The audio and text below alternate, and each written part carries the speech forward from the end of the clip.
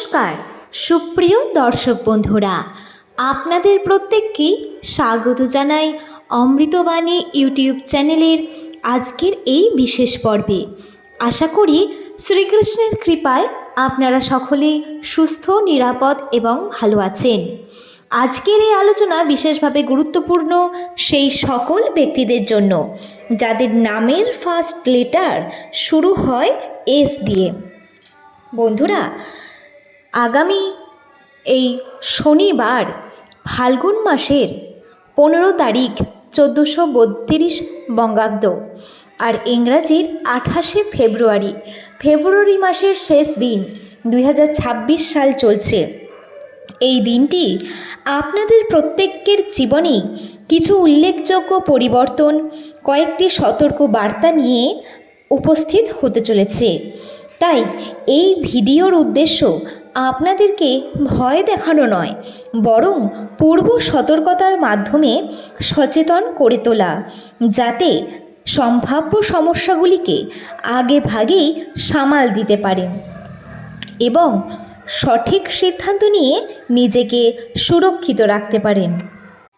আমরা অনেক সময় জীবনের কিছু বিপদের সম্মুখীন হই হঠাৎ করে, কোনো ইঙ্গিত ছাড়া, পূর্বাভাস ছাড়াই। কিন্তু জ্যোতিষশাস্ত্রের একটি গুরুত্বপূর্ণ দিক হল সম্ভাব্য পরিস্থিতি সম্পর্কে পূর্ব ধারণা দেওয়া। মনে রাখবেন, সতর্ক মানুষই বিপদকে অনেকাংশে এড়িয়ে যেতে সক্ষম হয়। আপনি যে ধর্ম, বর্ণ বা সম্প্রদায়েরই হন না কেন, যদি আপনার নামের প্রথম অক্ষরটি দন্তস্ব দিয়ে শুরু হয়, এস হয়, তবে এই ফেব্রুয়ারি মাসের 28 তারিখ কিছু বিশেষ বিষয়ে আপনাকে অতিরিক্ত সচেতন থাকতে হবে। তাই অনুরোধ করব পুরো ভিডিওটি মনোযোগ দিয়ে দেখার পাশাপাশি কমেন্ট সেকশানে আপনার শুভ নামটি লিখে জানাতে ভুলবেন না যেন।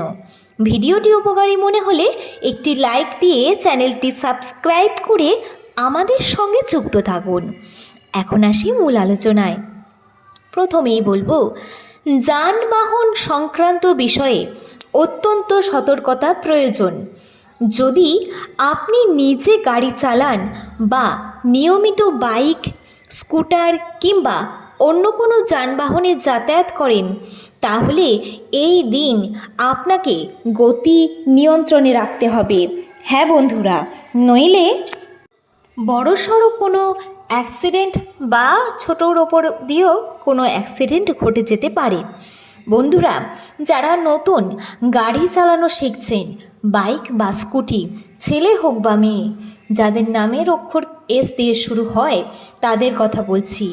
আপনারা কিন্তু একটু সাবধানেই এই দিন গাড়িটা চালাবেন। একদমই গাড়ির স্পিড বাড়াবেন না। সাইকেল চালানো শিখলেও কিন্তু আপনাকে একটু সাবধানতা অবলম্বন করতে হবে, কারণ মনে রাখবেন, এই সময়ে আপনার রাশিচক্রে সামান্য আঘাত, কাটা ছেঁড়া বা রক্তক্ষরণের যোগ দেখাচ্ছে। তাই অপ্রয়োজনীয় ঝুঁকি নেবেন না। ছোট্ট অসাবধানতাও কিন্তু বড় সমস্যার কারণ হয়ে দাঁড়াতে পারে।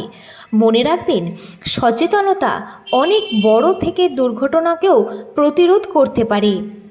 দ্বিতীয়ত বলবো যে গুরুত্বপূর্ণ দিকটি, তা হলো বন্ধুত্ব এবং কর্মক্ষেত্র। বিশেষ করে যারা আপনার সহকর্মী বা ব্যবসায়িক পার্টনার, তাদের সঙ্গে আচরণে সংযম বজায় রাখুন। ভুল বোঝাবুঝি, পেছনে সমালোচনা কিংবা হঠাৎ মনোমালিন্যের সম্ভাবনা এই সময়ে বৃদ্ধি পেতে পারে। এমনও হতে পারে, যাকে আপনি অত্যন্তই অন্ধের মতো বিশ্বাস করেন, তিনি অপ্রত্যাশিত আচরণ করতে পারেন। তাই কাউকেই চোখ বুজে বিশ্বাস করবেন না। সব কিছুই তার হাতে তুলে দিয়ে ভরসা রাখবেন না। নিজে সিদ্ধান্ত নিন এবং নিজের যুক্তি দিয়ে, নিজের বুদ্ধি দিয়ে ও বাস্তবতার ভিত্তিতে তবেই আপনি কর্ম করবেন বা নিজের সিদ্ধান্তে অটল থেকে নিজের কাজে এগিয়ে যাবেন। কারোর ওপর ভরসা করে বিশ্বাস করে নয়, নিজের ওপরে বিশ্বাস রেখে।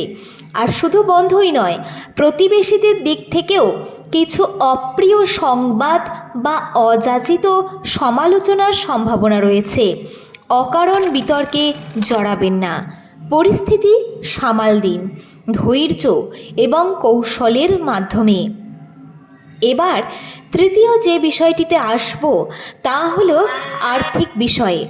বন্ধুরা, এই ফেব্রুয়ারি মাসের শেষ দিন আপনার বড় অঙ্কের অর্থ লেনদেন থেকে যতটা সম্ভব আপনি বিরত থাকুন। বিশেষ করে কাউকে একদম ধার দেবেন না, কারণ আপনি যদি এই দিন কাউকে সেই কম টাকাও হোক না কেন যদি ধার দেন, তা কিন্তু আপনি ফেরত পাবেন না, কিংবা হয়তো পেলেন এতটাই বিলম্ব হতে পারে সেই অর্থের কারণে আপনার সম্পর্কের অবনতি ঘটার আশঙ্কা রয়েছে। হ্যাঁ বন্ধুরা, আপনি হয়তো আরও অনেক কম পরিমাণ টাকা কিন্তু 10 বছর পর ফেরত পেলেন, তখন এই টাকার কোনো মূল্যই থাকবে না। 10 টাকা 20 টাকা হলেও কাউকে দেবেন না। আবেগপ্রবণ হয়ে কোনো ধরনের অর্থনৈতিক সিদ্ধান্ত নেবেন না।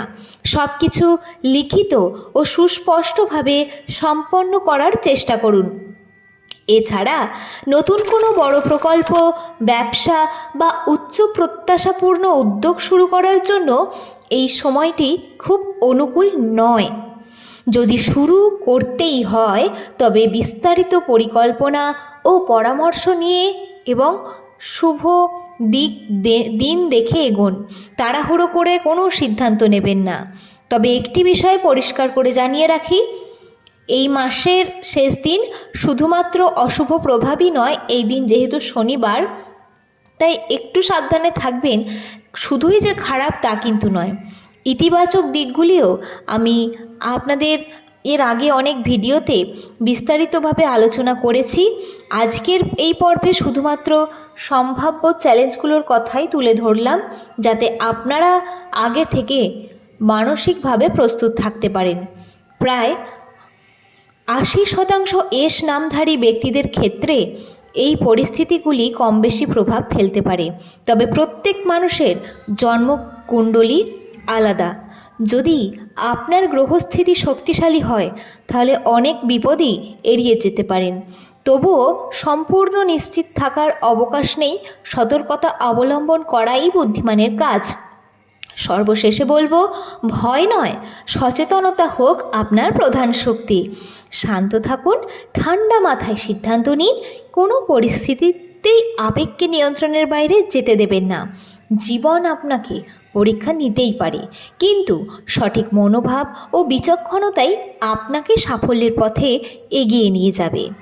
আজ এই পর্যন্তই। আপনাদের মূল্যবান সময় দেওয়ার জন্য অসংখ্য ধন্যবাদ। সুস্থ থাকুন, সচেতন থাকুন এবং আমাদের সঙ্গে যুক্ত থাকুন।